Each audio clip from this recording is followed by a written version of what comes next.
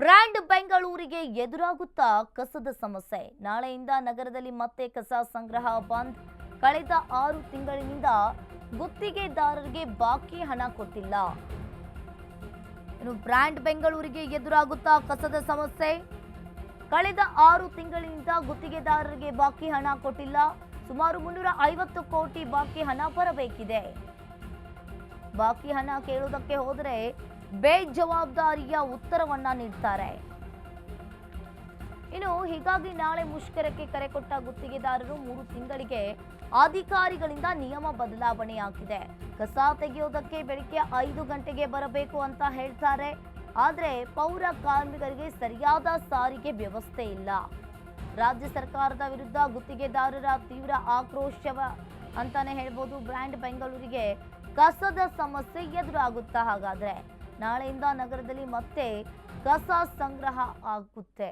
ಇನ್ನು ಸೆಪ್ಟೆಂಬರ್ 24ರಿಂದ ಕಸ ಗುತ್ತಿಗೆದಾರರು ಮುಷ್ಕರಕ್ಕೆ ಪ್ಲಾನ್ ಅನ್ನ ಮಾಡಿಕೊಂಡಿರುವಂಥದ್ದು. ಬ್ರ್ಯಾಂಡ್ ಬೆಂಗಳೂರಿಗೆ ಮತ್ತೆ ಕಸದ ಕಗ್ಗಂಟು ಎದುರಾಗುತ್ತಾ ಅನ್ನೋದನ್ನ ನೋಡಬೇಕಾಗುತ್ತೆ. ಇನ್ನು ಸೆಪ್ಟೆಂಬರ್ 24ರಿಂದ ತ್ಯಾಜ್ಯ ವಿಲೇವಾರಿ ಸಂಗ್ರಹ ಬಂದ್ ಸಾಧ್ಯತೆ ಇದೆ. ಇನ್ನು ಕಸದ ಗುತ್ತಿಗೆದಾರರಿಂದ ಸರ್ಕಾರಕ್ಕೆ ನೇರ ಎಚ್ಚರಿಕೆ ಹೋಗಿರುವಂಥದ್ದು. BSWML ಅಧಿಕಾರಿಗಳು ಹಾಗೂ ತ್ಯಾಜ್ಯ ಗುತ್ತಿಗೆದಾರರ ನಡುವೆ ಒಂದು ರೀತಿಯಾಗಿ ಸಂಘರ್ಷ ಈಗ ತಾರಕಕ್ಕೇರಿರುವಂಥದ್ದು. ಇದೇ ಬುಧವಾರದಿಂದ ನಗರದ ಕಸ ಗುತ್ತಿಗೆದಾರರು ಮುಷ್ಕರಕ್ಕೆ ಕರೆ ನೀಡಿದ್ದಾರೆ. ಕಳೆದ 7 ತಿಂಗಳಿನಿಂದ ಗುತ್ತಿಗೆದಾರರಿಗೆ ಬಾಕಿ ಹಣವನ್ನ ಕೊಟ್ಟಿಲ್ಲ. ನಿಲ್ಲಿಸಿ ಲೋಡ್ ಮಾಡೋರ ಮೇಲೆ ಕೇಸ್ ಹಾಕಿ ರಸ್ತೆಗಳ ಮೇಲೆ ನಿಲ್ಸಿ ಮಾಡೋರ್ಗೆ ಮಾಡಿ ಅಂತ ಅವ್ರು ಬರ್ದಿದ್ದಾರೆ. ಅದ್ರ ಜವಾಬ್ದಾರಿ ಯಾರ್ದು? ಮತ್ತೆ ಅದ್ರ ಮಾತಾಡೋದು ಯಾರ ಹತ್ರ? ಮಾತಾಡಲ್ವಲ್ಲ. ಹೇಳಿ ಇನ್ನ ಎಲ್ಲ ಹೇಳ್ಬಿಡ್ತೀನಿ, ಆಮೇಲೆ ಇನ್ ಮಾತಾಡ. ಇದಾಯ್ತಾ? 2ನೇದಾಯ್ತು. 3ನೇದು ಲೇಬರ್ ಡಿವಿಷನ್ PF ಮತ್ತೆ ESI ಸಂಬಂಧಪಟ್ಟಂಗೆ ಸುಪ್ರೀಂ ಕೋರ್ಟ್ ಇಂದ ತೀರ್ಮಾನ ಆಗಿದೆ. 15ನೇ ತಾರೀಕು ವರ್ಕರ್ಸ್ಗೆ ನೀವು 15ನೇ ತಾರೀಕು ಒಳಗಡೆ 15ನೇ ತಾರೀಕು ಒಳಗಡೆ ನೌಕರರಿಗೆ ಪೇಮೆಂಟ್ ಕೊಟ್ಟಿದ್ರೆ ಇಮಿಡಿಯೇಟ್ ಆಗಿ ನೀನು ESI PF ಕಟ್ಟಲೇಬೇಕು. 15ನೇ ತಾರೀಕು ಒಳಗೆ. ಅದ್ರ ಮೇಲೆ ಆದ್ರೆ ಆ ಇನ್ಶೂರೆನ್ಸ್ ಅದನ್ನ ಏನ್ ಅಮೌಂಟ್ ಕಟ್ಟಬೇಕು ಅದು ನಿನ್ನ ಪರ್ಸನಲ್ ಲಾಭದಾಯಕವಾದಂತ ಮೊತ್ತ ಅಂತೇಳಿ ಒಂದು. 2ನೇದು 2 ತಿಂಗಳಾದ್ಮೇಲೆ 1% ಇಂಟ್ರೆಸ್ಟ್ ಪ್ರತಿ ದಿನಕ್ಕೆ 25% ನೀನ್ ಕಟ್ಟೋ ಅಮೌಂಟ್ ನಲ್ಲಿ ನಿನಗೆ ದಂಡ. ಈ ತರ ಇದೆ. ಇದನ್ನ ಏಪ್ರಿಲ್ ಇಂದ ಇವರು ಇಲ್ಲಿವರೆಗೂ ಕೊಟ್ಟಿಲ್ಲ, ಸೆಪ್ಟೆಂಬರ್ ಎಂಡ್ವರೆಗೂ ಕೊಟ್ಟಿಲ್ಲ.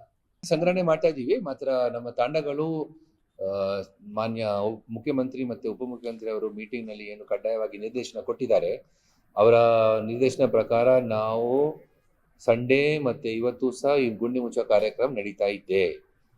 ಅದನ್ನ ಈಗಾಗಲೇ ಅದನ್ನ ಮುಗಿಸ್ಲಿಕ್ಕೆ ಕ್ರಮ ತಗೊಳ್ತಾರೆ. ಮಾಹಿತಿ ಇವತ್ತು ಸಾಯಂಕಾಲ ತನಕ ನಾವು ಸ್ವಲ್ಪ ಸಂಗ್ರಹಣೆ ಮಾಡಿ ಹೇಳ್ತೀವಿ. ನಾವು ಒಂದು ವಿಶೇಷ ಆ್ಯಪ್ ತಯಾರು ಮಾಡಿಟ್ಟಿದ್ದೀವಿ. ಅದರ ಆಧಾರದ ಮೇಲೆ ಪ್ರತಿ ಗುಂಡಿ ಎಲ್ಲಿ ಮುಚ್ತದೆ ಅದನ್ನ ನಾವು ಪಬ್ಲಿಕ್ ಡೊಮೇನ್ ನಲ್ಲಿ ಸಹ ಅಥವಾ ನಾವು ಎಲ್ಲೆಲ್ಲಿ ಕೆಲಸ ಮಾಡ್ತಾ ಇದ್ದೇವೆ ಅದು ಸಹ ಬಹಿರಂಗ ಮಾಡಿಸ್ಲಿಕ್ಕೆ ವ್ಯವಸ್ಥೆ ಮಾಡ್ತೀವಿ. ಮೀಟಿಂಗ್ ಆದ್ಮೇಲೆ ಎಷ್ಟು ಗುಂಡಿ ಅನ್ನುವಂಥದ್ದು ಮಾಹಿತಿ ಅಂತ ಅದು ನಾವು ಇವತ್ತು ಒಂದು ದಿನ ರಜೆ ಆಗಿತ್ತು, ಅದಕ್ಕೆ ಇವತ್ತು ನಾವು ಸಂಗ್ರಹಣೆ ಮಾಡಿ ಕೊಡ್ತೀವಿ.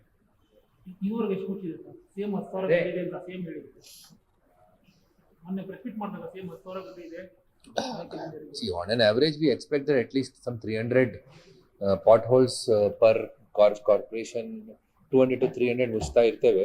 1000 ಖಂಡಿತ ಆಗಿರ್ಬೇಕು.